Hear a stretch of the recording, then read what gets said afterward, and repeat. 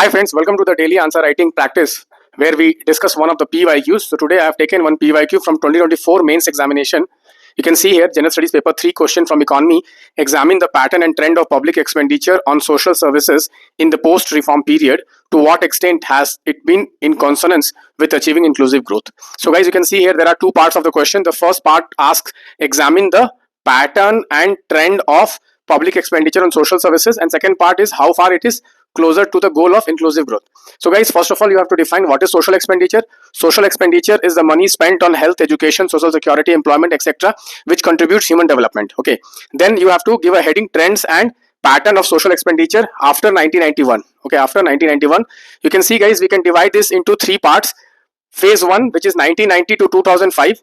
So initially during the LPG reform, which is liberalization, privatization, globalization, our focus was on fiscal consolidation and reducing the deficit. Therefore, social expenditure as a percentage of GDP declined.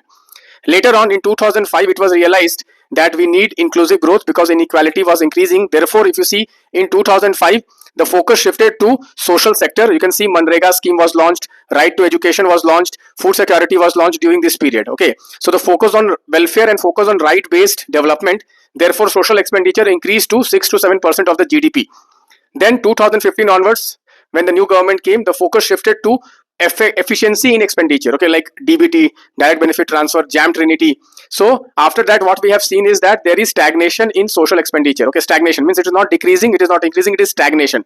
Okay, then you can see second part, to what extent it is in consonance with achieving inclusive growth. So first of all, you have to explain inclusive growth with a diagram. You can see I have explained this inclusive growth with a diagram. So inclusive growth is a growth which leads to employment generation, poverty reduction, equity, agriculture development, and okay, inclusive growth. And here we can see social expenditure leads to a reduction of poverty, reduction of inequality, human development, and gender equity. You can see how you can link this. Okay, that if we spend more on social expenditure, automatically inclusive growth will be achieved. So the second part of the answer is that India's expenditure on social sector is just 7% of the GDP, which is way below the developed countries who are spending 25% of their GDP on social sector.